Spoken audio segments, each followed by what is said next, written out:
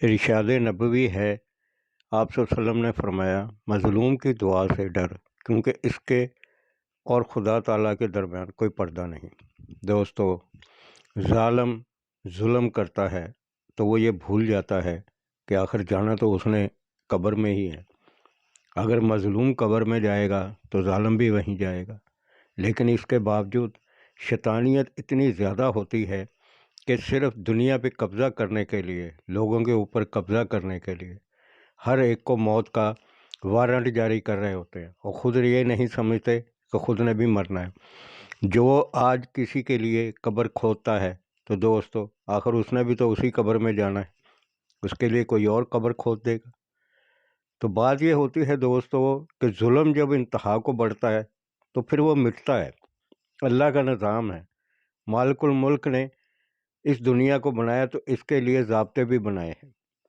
یہاں دنیا میں ظالم جو ہوتا ہے وہ یہ سمجھتا ہے کہ میں ظلم کروں گا اور اس کا کوئی ری ایکشن نہیں آئے گا، حالانکہ اسی وقت بعض لوگوں کو اس کی سزا مل جاتی ہے۔ لیکن یہ جو جبر و تسلط کا جو انسان کے ذہن میں شیطان نے وسوسے ڈالے ہوتے ہیں، وہ اتنے زیادہ مضبوط ہو چکے ہوتے ہیں کہ پھر وہ اندھا ہو جاتا ہے۔ اس کو نہیں پتہ، اس کو حیا ہی نہیں ہوتی ہے کہ اس نے مرنا ہے۔ پوری دنیا پہ قبضہ کرنے کا خواب ہر انسان کا رہا ہے، جب سے یہ دنیا بنی ہے انسان کے ذہن میں یہی رہا ہے کہ پاور اور اقتدار جو ہے وہ میرے پاس ہے، سب سے زیادہ جو ہے وہ میں حاصل کروں۔ نیو ورلڈ آرڈر آ جاتے ہیں، انسانوں کے آرڈر آ جاتے ہیں، انسان انسانوں سے ڈر رہے ہوتے ہیں، جبکہ ایک مالک ہے جس نے یہ کائنات بنائی ہے۔ آرڈر تو اسی کا ہے دوستو۔ ریس لگی ہوئی ہے ایک دوسرے سے آگے نکلنے کی، ظلم اور جبر میں۔ ہر انسان جو ہے دو دوسرے کے وسائل پہ قبضہ کرنے کے چکر میں موت اور تباہیاں بانٹ رہا ہے، لیکن وہ یہ نہیں بھول رہا ہے کہ آخر اس کا بھی اینڈ ہے۔ ظلم کتنا کرے گا؟ کتنے سال زندہ رہے گا؟ 50 سال، 100 سال، 200 سال؟ اس سے زیادہ کیا جیے گا؟ ایک کرنسی آتی ہے اور دوسری اس کے اوپر حاوی ہو جاتی ہے۔ آج کل آپ دیکھ رہے ہیں ڈالر کے اوپر بٹ کوائن آ رہا ہے، بٹ کوائن کے آگے کوئی اور آئے گا۔ غرض کیا ہے؟ تسلط۔ وہ ظلم کے ذریعے تسلط حاصل کرنا چاہتے ہیں، پوری دنیا پہ قبضہ کرنا چاہتے ہیں۔ کتنی قومیں آئی ہیں جو عروج پہ گئیں، تو کیا ان کا زوال نہیں آیا؟ دوستو، جو کسی کا حق مارتا ہے، جو کسی کا حق چھینتا ہے، تو قدرت پھر جوش میں آتی ہے، اور پھر ان کا حال دیکھ لیں۔ آپ تاریخ اٹھا کے دیکھیں، کسی کو بھی ظالم کو اچھائی ملی ہے؟ آج یوکرین پہ رشیا کر رہا ہے حملہ، امریکہ افغانستان پہ کرتا ہے، اور جو ہے وہ اور جگہ کے اوپر حملہ کر رہے ہوتے ہیں۔ جو طاقتور ہے وہ غریب کو پیستا ہے، صرف کس لیے؟ پیسے کے لیے، وسائل کے لیے، اپنے آپ کو سپر پاور ثابت کرنے کے لیے۔ پیسہ دن بدن اس کی ترقی کے لیے، اس میں اضافے کے لیے وہ اندھا ہوا ہے، آنکھوں میں خون اترا ہوا ہے۔ اس کی یہ دولت ہے، وہ اس خون سے رنگی ہوئی ہے جو دوسروں کا حق غصب کر کے اس نے حاصل کی۔ یہ ترقیاں، یہ شہرتیں، ان کے نیچے کتنے لوگوں کی ہڈیاں ہیں، کتنوں کی قبریں ہیں، کسی کو نہیں پتہ، لیکن وہ کامیاب ہے۔ اور وہ خوف جو دنیا پہ ڈالا گیا ہے، وہ اس چیز سے سمجھتا ہے کہ میں جو ہوں وہ سب سے سپر ہوں۔ ظلم کا تاج سر پہ سجا کے بیٹھتا ہے اور ظلم بانٹتا ہے، ہر ایک کا حق غصب کرتا ہے۔ اس کے اندر تکبر اتنا آ جاتا ہے کہ وہ اندھا ہو چکا ہوتا ہے، اس کو نہیں پتہ وہ کتنے بڑے ظلم کر رہا ہے۔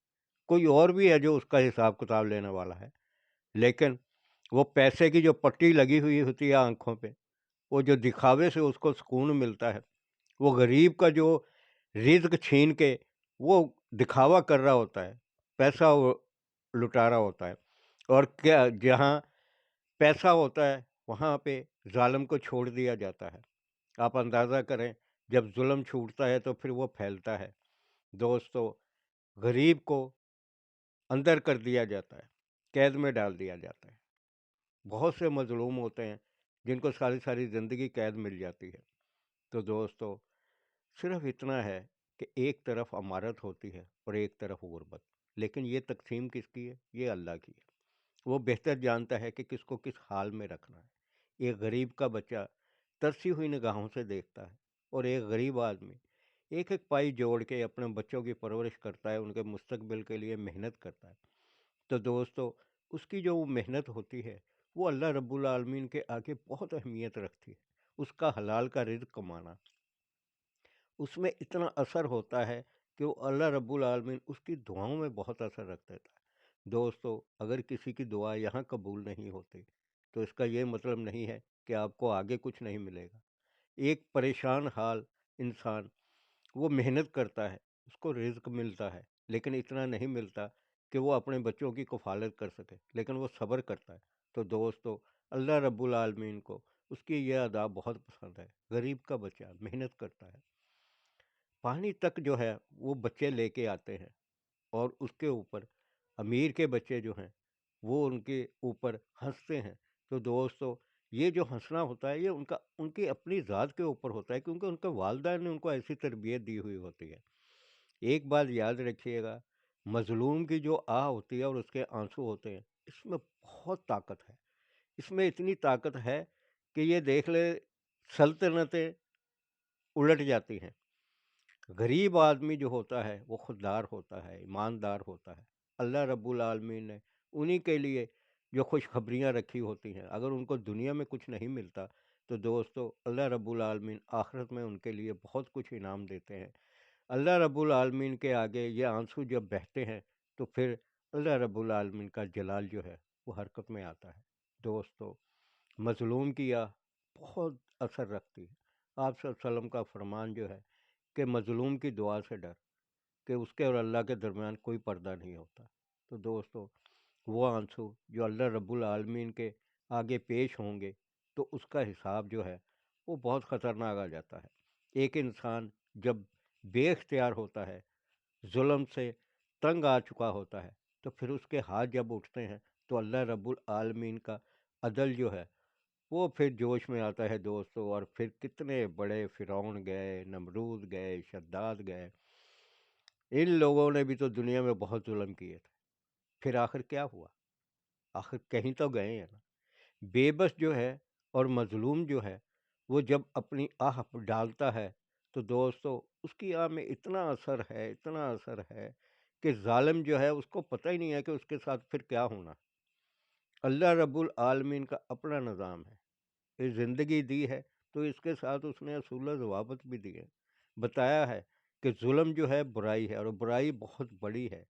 کسی کا حق جو ہے وہ غصب کرنا جو ہے بہت بڑی برائی ہے، لیکن انسان اپنے آہن میں، اپنے اہنکار میں اتنا کچھ کرتا ہے تو پھر اللہ رب العالمین کی طرف سے دوستو، اسی زندگی میں ہم دیکھتے ہیں زلزلے بھی آتے ہیں، آتش فشاں بھی پھٹتے ہیں، دنیا تباہ و برباد ہوتی ہے۔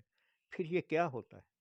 یہ کیوں ہوتا ہے؟ مظلوم کی دعا جو ہے یہ جو زلزلے آتے ہیں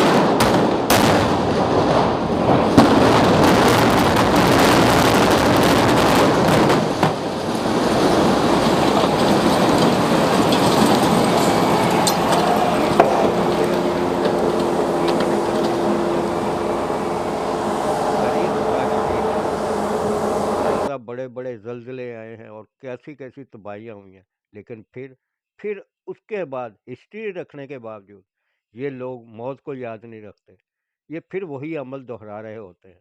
اسی لیے کہا گیا ہے کہ قبروں کی جا کے زیارت کرو عبرت کے لیے۔ تو دوستو، انسان کو ہلکا سا بھی ظلم جو ہے وہ اس کے لیے پہاڑوں سے زیادہ گناہ اس کے کندھے پہ رکھ دیتا ہے۔ منکر نکیر جو ہیں وہ ہمارے کندھوں پہ بیٹھے ہیں۔ بحیثیت مسلمان ہمیں پتہ ہے کہ اللہ رب العالمین نے ہم سے حساب لینا ہے۔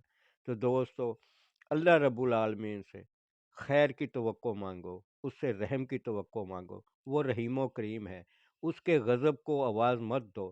وہ جبار ہے، وہ قہار ہے، لیکن اس وقت ہے جب ظلم بہت بڑھ جاتا ہے۔ دوستو، اللہ رب العالمین نے سجدہ دیا اسی لیے دیا ہے کہ تو میرا جو بندہ ہے، میرے آگے اپنا ناک رکھ، تو میری اطاعت کر، ظلم مت کر۔ جو ظلم کرتا ہے وہ آخر مٹ جاتا ہے۔ تو دوستو، اللہ رب العالمین سے دعا کریں کہ آپ کو اور ہم کو ہر قسم کے ظلم سے بچائے، ہمیں ایسی توفیق دے کہ ہم صرف نیکی کی طرف آئیں۔ اور اس کے ساتھ ہی جس کو یہ ویڈیو اچھی لگے وہ میرے چینل کو لائک کرے، شیئر کرے اور سبسکرائب کرے۔